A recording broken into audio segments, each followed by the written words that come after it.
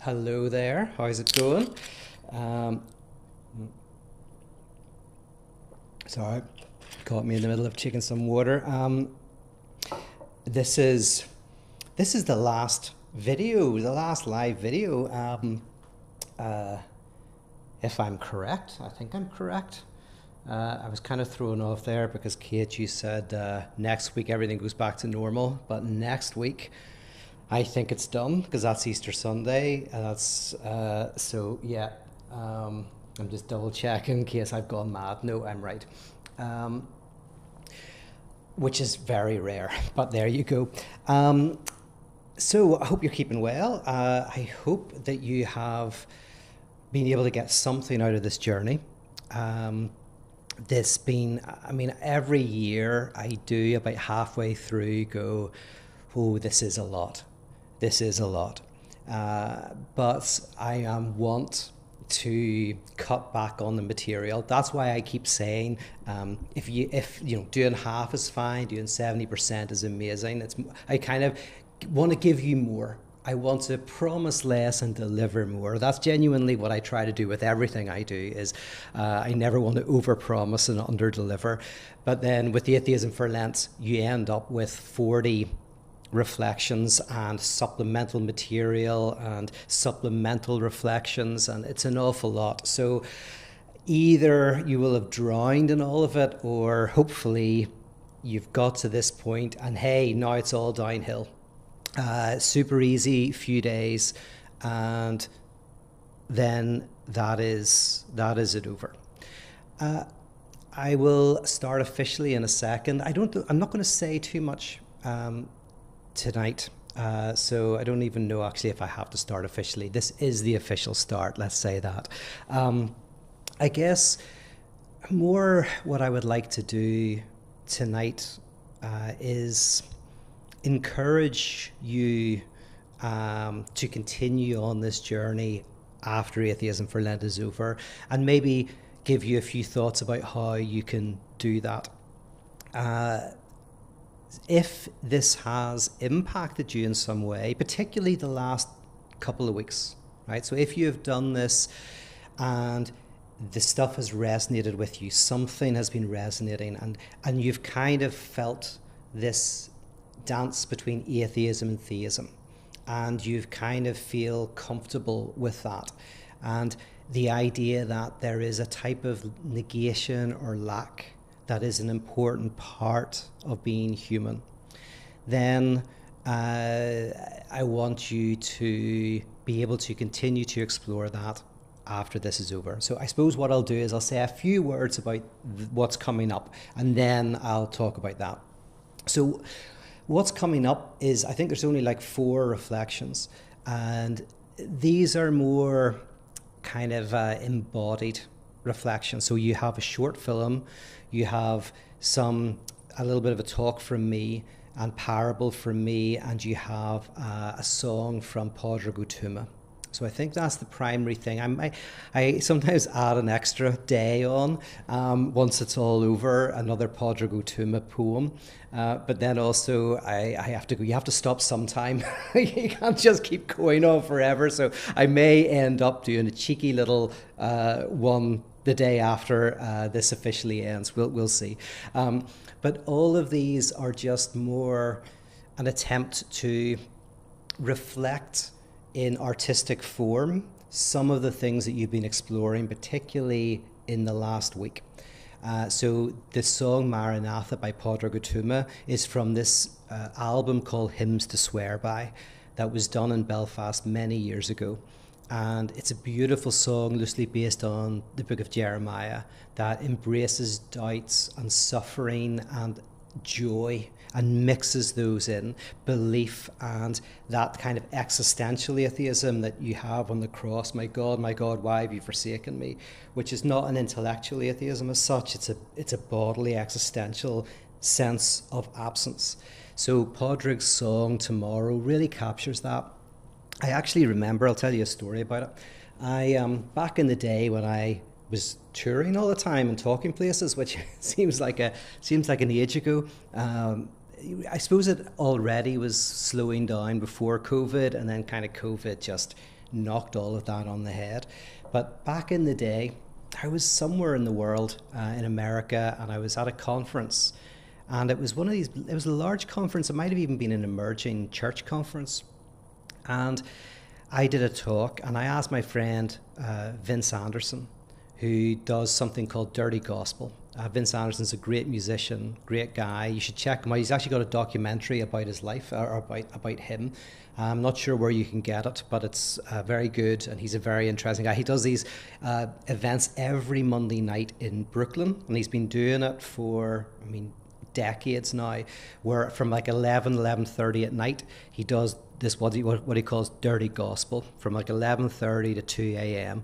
and it's a crazy jammed bar, amazing musicians. He's very well known in the New York scene, and does this incredible kind of like, it's part performance art, part fundamentalist preacher, part kind of like Roadhouse kind of dirty kind of style. It's very hard to describe, and he's called the Reverend Vince Anderson. But anyway, I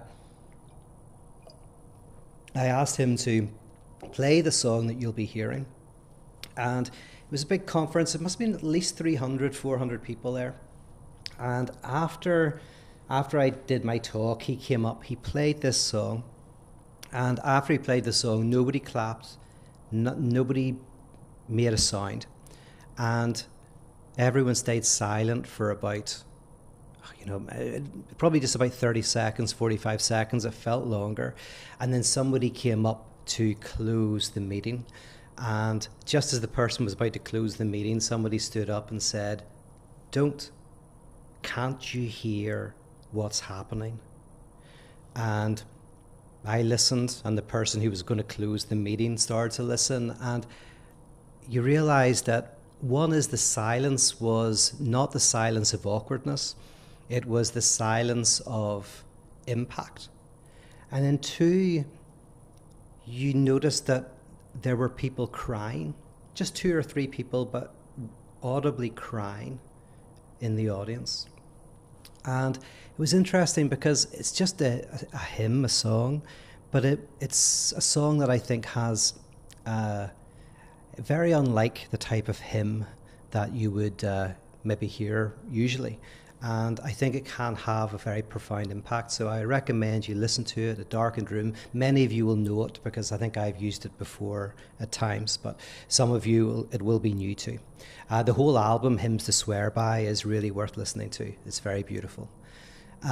Then there are some segments from a documentary that Helen Rollins, who's distantly related to me, made a number of years ago, and I spoke at it. So what happened is we made 3 short films, and then I was put into those short films, and it kind of like there was a mix of, you watch the short film and then you have me kind of talking about some of the themes.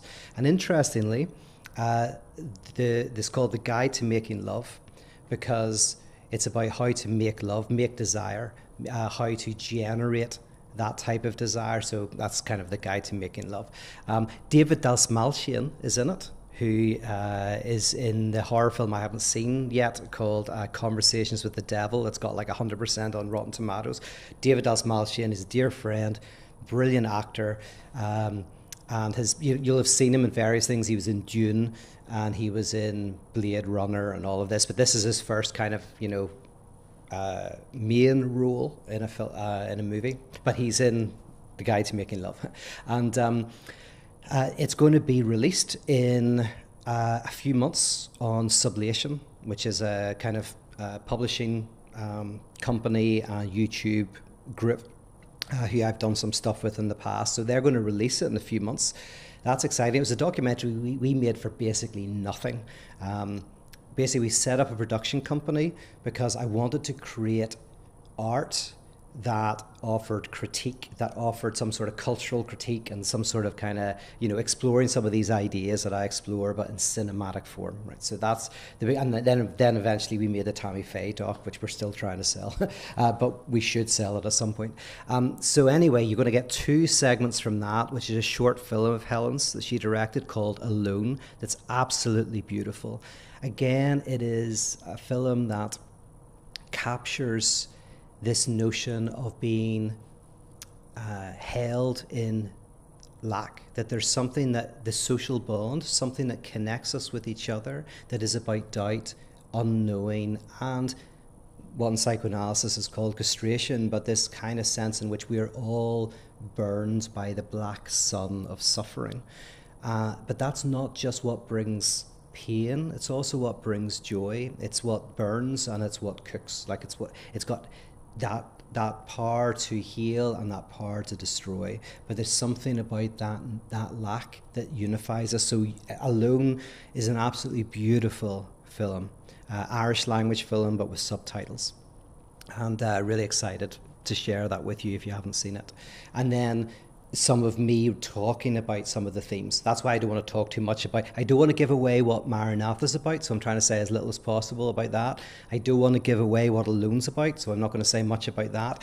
But I do talk about it in one of the reflections this week. And then I think that might be it. As I say, I may add another one. But these are just ways to maybe embody or incarnate some of these notions in a kind of artistic form.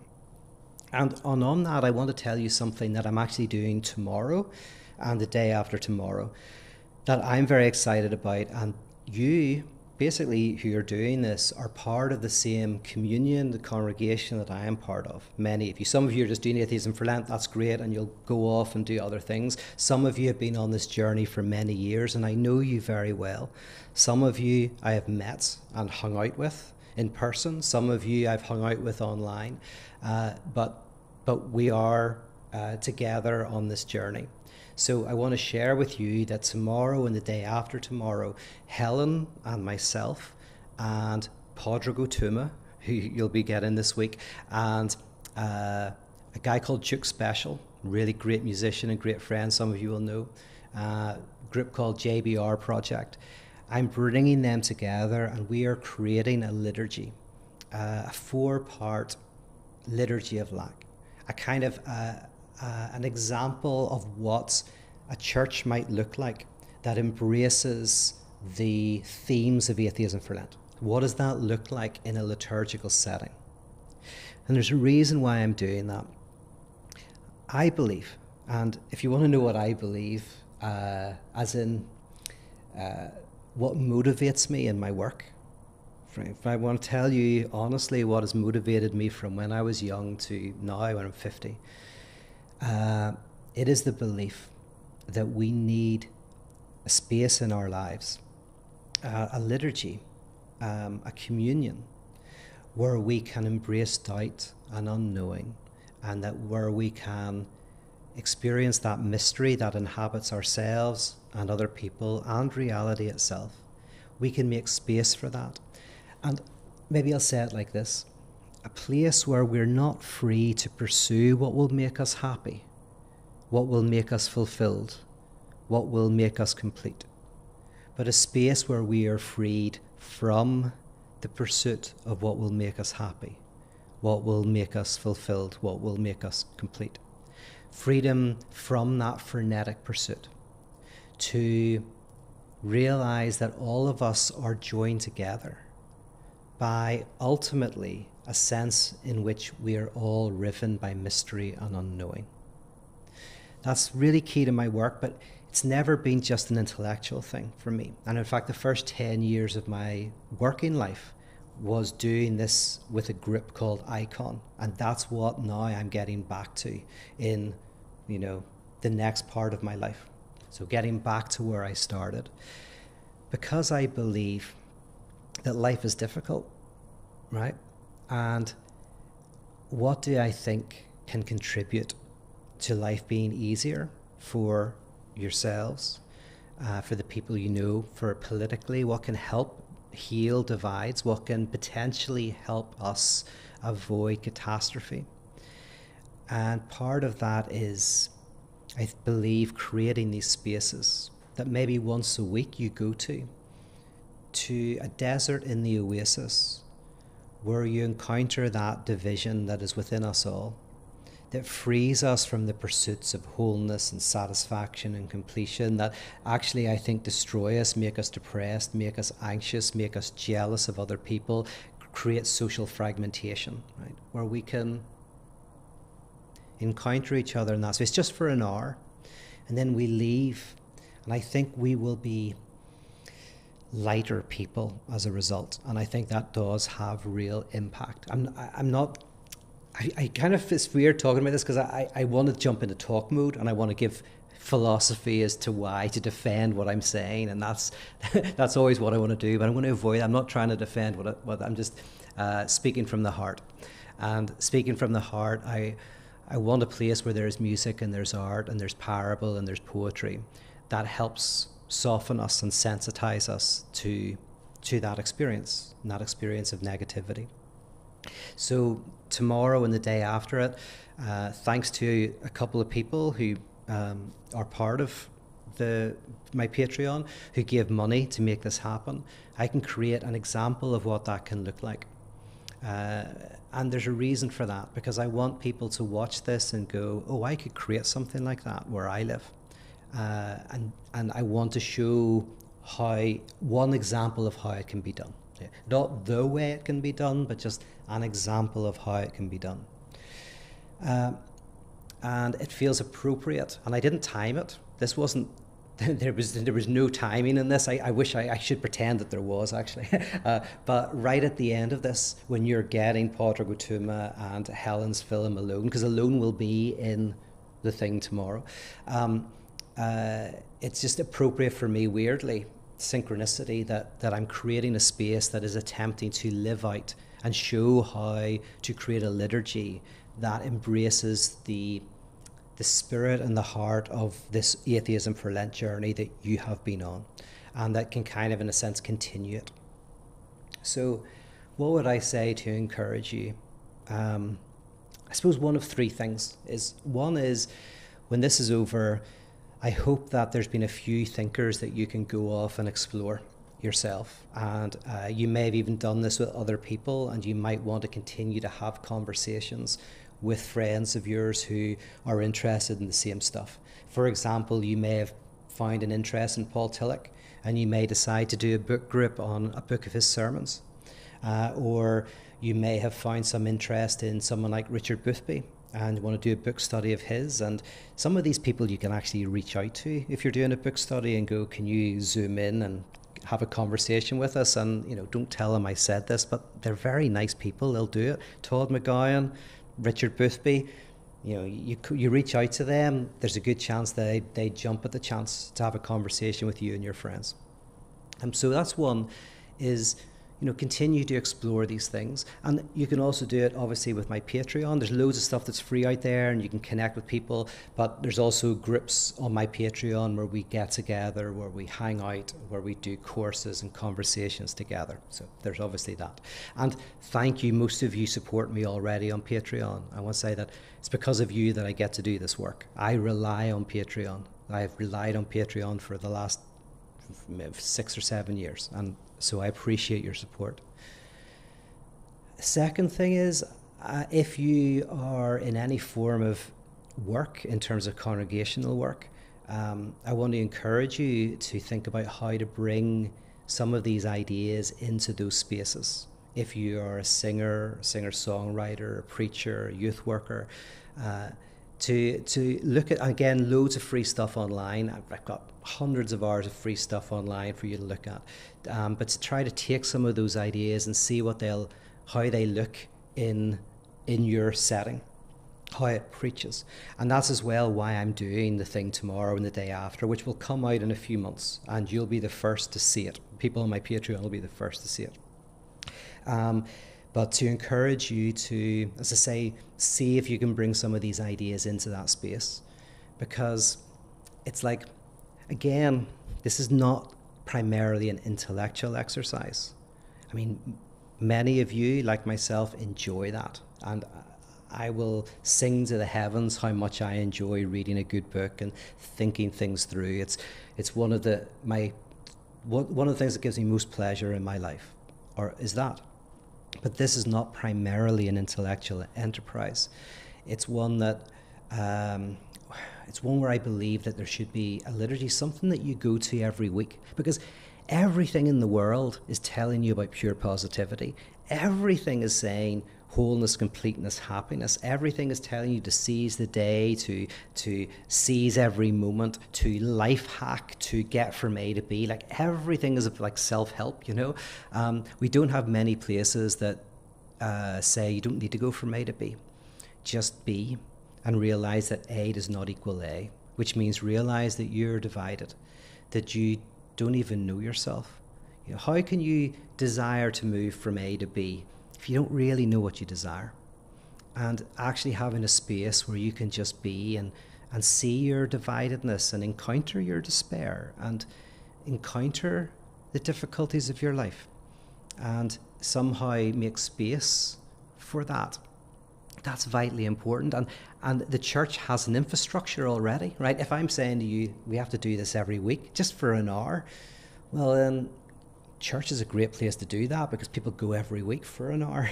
And so if you can bring some of these ideas into that, you can make a massive impact on people's lives and on countless people's lives. And my own vocation is to see a Reformation, a type of church that explicitly lives this stuff out. So you can do that.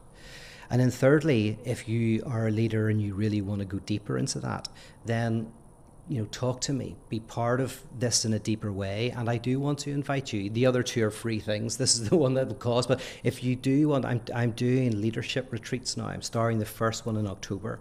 And if you can get your church to pay for it or whatever, come out and we'll spend a week and we'll actually look together at how we can concretely get these ideas to be healthily expressed within your congregational setting. And if you want to go and you don't have the resources, reach out to me. We can figure something out. So those are three things and three ways that you can maybe continue this on. Just personally, by, as I say, exploring some of the thinkers that you enjoyed or that challenged you, trying to get some of your friends together to continue the conversations. 2, taking these ideas and seeing if you can bring them into some sort of existing congregation or a congregation that doesn't yet exist. I'm more interested in that, to be honest, because sometimes it's easier to start something from scratch than turn something that's already going one direction. And then thirdly, if you have the resources and you're a church leader, come be part of these leadership retreats with me and we figure out how to do this together. Right, now, is there anything else I want to say? No, it's I wanted to say thank you. I appreciate you being part of this. I feel more than ever that I'm returning to my roots, that I'm closer than ever to forming a group where we live this stuff out, and I will put that stuff online. It might be in Belfast, but it will maybe be in LA. If I end up back in Los Angeles next year, I might start doing things out there. But telling you my heart is for us to create spaces where we don't just talk about this stuff, we don't just read about it, wonderful as those things are, but that we find a way to live it. Okay, I'm going to look and see if anybody's been writing anything, and then also I have to tell you about the processing room, which I would highly recommend, especially because this will be the last one, I think, that is happening an hour from now, which is, if I'm right, 12:30 p.m. Pacific and 7:30 p.m. Greenwich Mean Time. Okay. Yes, just a little few comments. Kate says, if anyone is in or around Belfast over the next 2 days, could they join you?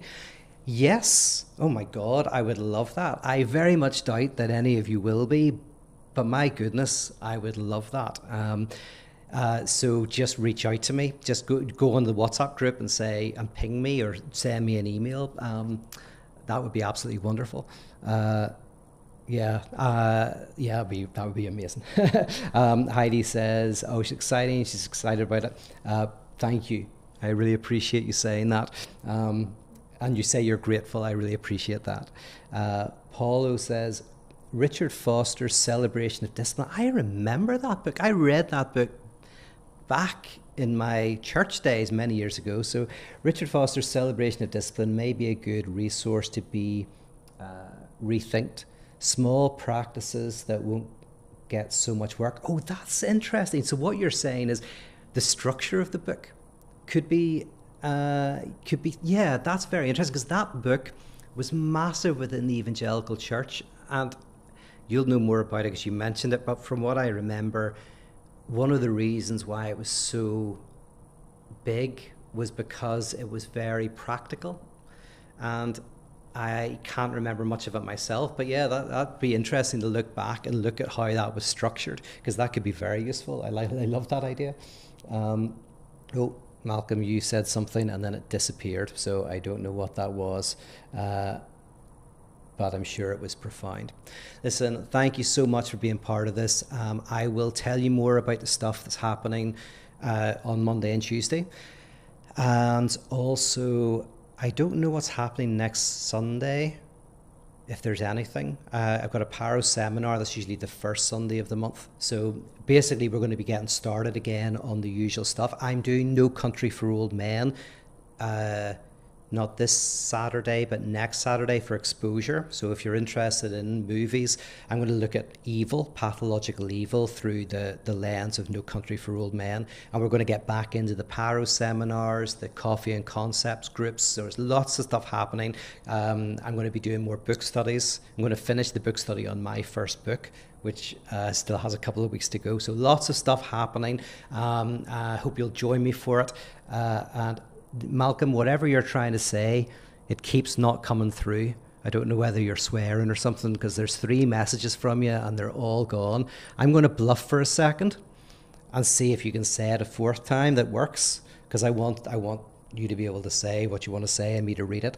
So you've got, type away if you're trying to say it, and I'll tell a joke or something. Oh, keeps going wrong. Okay, yeah, Malcolm, I'm with you here. I'm staying. I'm not going until you try one more time.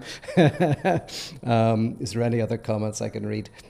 Oh yeah, same thing happened with Tim. Oh, you think it's too long? Yes, if the comment's too long, maybe it doesn't work. So we have to do it in clumps. Do you want to give it one more try in clumps? And no one's expecting professionalism here, so nobody minds this, do they? Okay, first part. Malcolm says, I used to be involved. Oh, wow. I used to be involved with the late service in Glasgow in the 90s. Man, late service was a huge inspiration to me.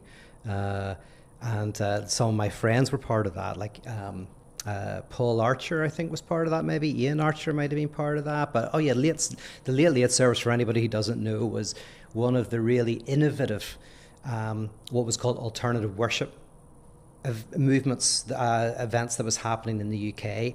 Profoundly influenced me, profoundly influenced Icon, and does lie. If I ever write a biography, an autobiography, the alt worship movement will be in it. Anyway, so I used to be involved in late service. That's brilliant. Glasgow in the 90s. I'm guessing you had some sort of indirect connection with them. Yes. And it seems that they were fellow travelers, very much so. And I only went once. And I'll tell you this, by the way. So my first encounter with the alt worship movement, I think, was the late service. And I went over with my friend Adam Turkington and with Paul Archer. And I remember Paul Archer, he went over, he travelled for 3 days, didn't bring anything. We were young, and he just slept in his boots and in his clothes for like 3 or 4 days straight.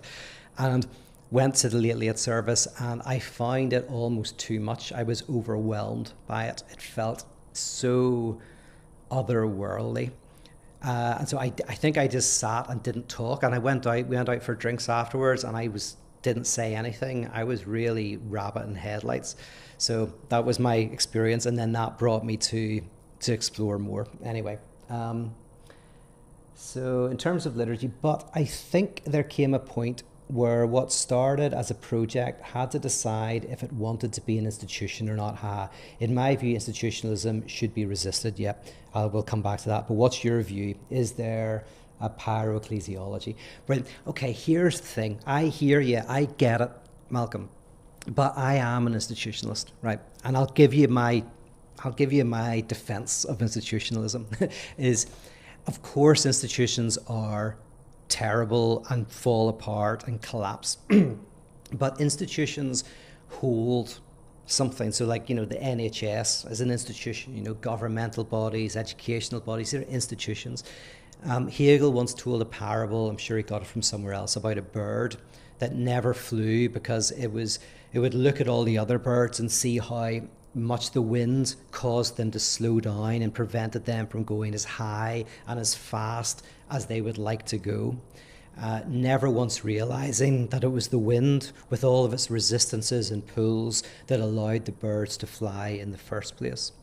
Now, I tell that parable just because that's kind of my view of institutionalism in a very crude way, which is institutions have do restrict and do pull and do have a lifespan and do have a death, but they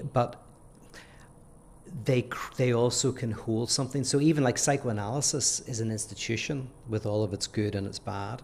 And I think that what we're doing here is so difficult that you need to have like a weekly ritual, a space to go to that's well thought through about what it does, about its practices.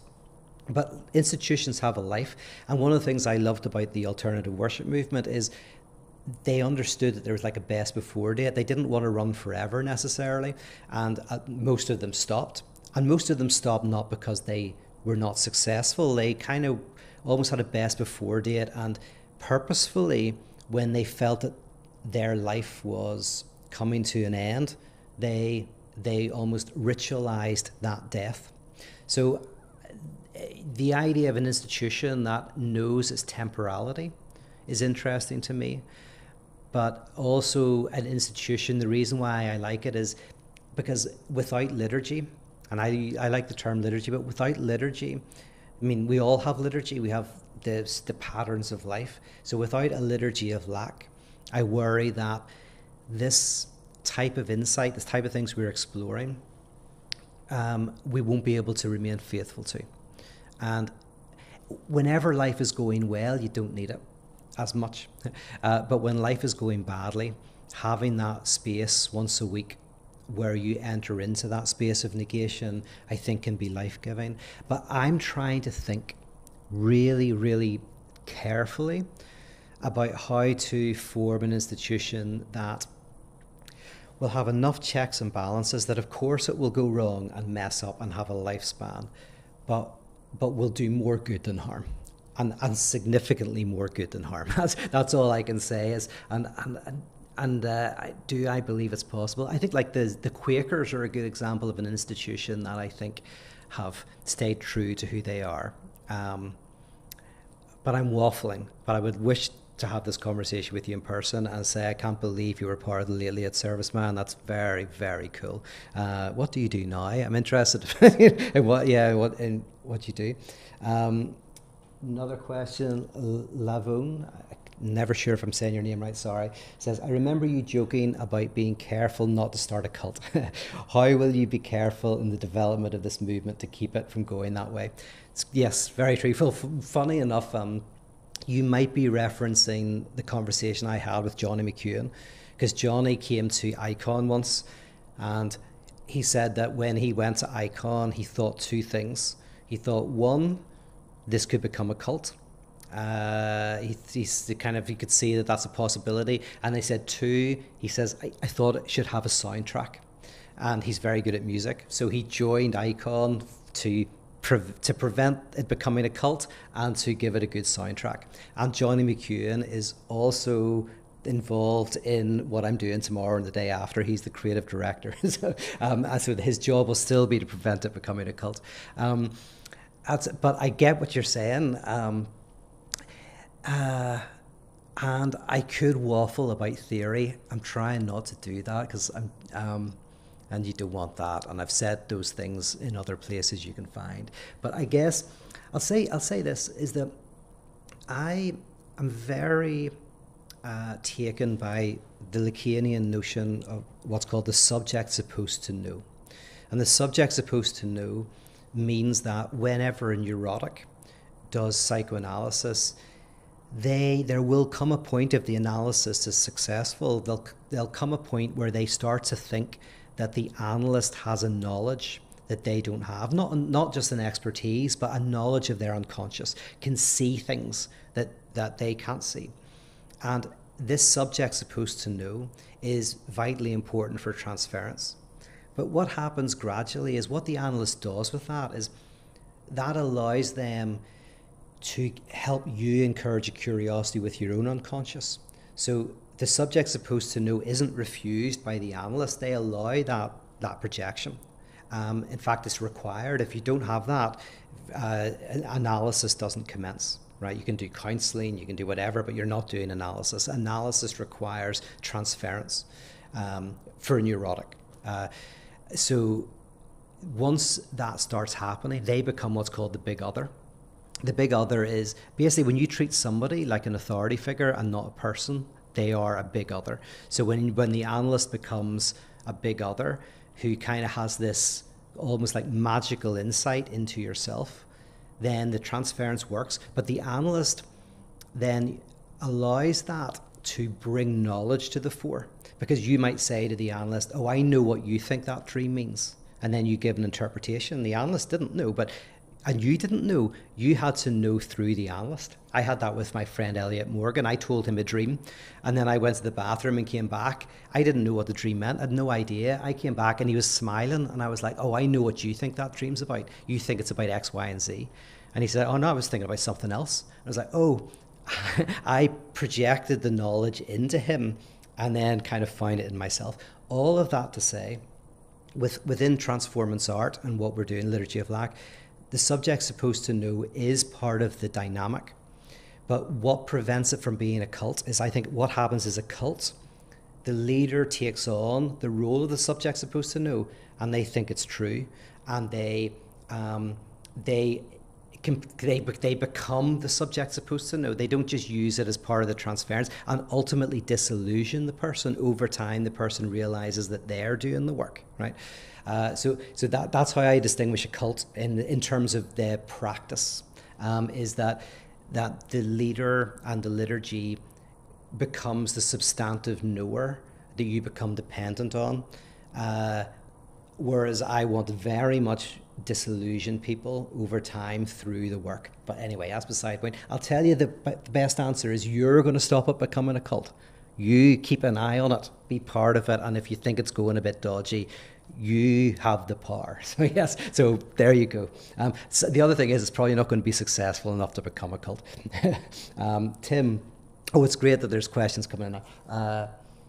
Institutions fit Tillich's definition for quasi-religions. That's a good point. As long as they can't demonize, as long as they don't demonize or secularize, they can be fine, right? Absolutely, Tim. That's exactly it. Like Tillich would almost again say, like, you can't really do without institutions. They kind of form, they kind of exist. But if an institution, as you said, like either demonizes or kind of through gives you scientism, if it kind of reduces the world, that's the problem. But if the institution opens you up and connects you with what he calls ultimate concern, then that's the power of a good institution. And that's how he would judge a good institution. Does it connect you with an ultimate concern, or does it connect you with a finite concern that it pretends to be ultimate? Oh yeah, Paulo says, B. Young Chul Han's The Disappearance of Rituals is another good source. Oh, I haven't read that. I've read a couple of his books, but I didn't even know that existed. That's a great title. So I'm guessing that will be very useful. So B. Young Chul Han's The Disappearance of Rituals. Right, I'm going to check that out. Thank you. And Linda, AA organization, very good. I often use that example. Actually, Linda says the AA organization works well, guiding principles, but groups are autonomous and self-supporting. Yeah, I think, like I've said before, that I think AA is one of the most successful kind of Christian congregations that have come out of the 20th century. I say that knowing that all of those words will be rejected by people in AA, and I kind of purposefully am saying it in a provocative way. The reason why I say it in that way is because it's not a church. It's not in the traditional sense of the term, but I'm not talking about church in the traditional sense of the term either. AA is a group of people gathered around a shared trauma, alcohol abuse. They experience the opposite of AA, self-help, right? The opposite of self-help which is A to B. And I'm about to say something that just clicked in my head, right? It's good. So, because I'll often say self-help is about how to get from A to B. And there's a whole pile of reasons why I reject that as ideology, as inherently conservative, and this inherently doesn't work. AA, I often say A does not equal A, right? So AA is great. So instead of going from A to B, you stay at A equals A, and A does not equal A, which means that the first step, or the step 0 of AA, right, before you get to the 12 steps, which you could think of as self-help, right? But step 0 is you're just in a room of people who are broken like you, and all you're invited to do is admit that you're an alcoholic, to be honest with yourself in a community that radically accepts you for who you are, doesn't ask you to change, and also shares the same fissure, the same lack and the same trauma as you, expressed in very different ways, but the same fundamental trauma around alcohol.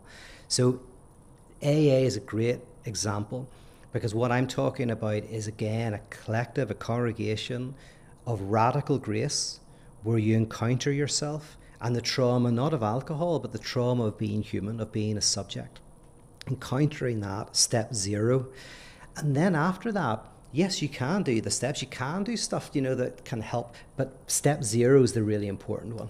And so AA is a great example. And I kind of, there's something we can learn from that model, but particularly the thing that's not really talked about very much, because I'm not the 12 steps there. For me, that's the least interesting bit. It's the step 0 is the most interesting bit. All right. Thank you so much for being part of this. This is the last official seminar, but I do things every Sunday night. So hopefully you'll be joining me for some of those. And check out the processing room.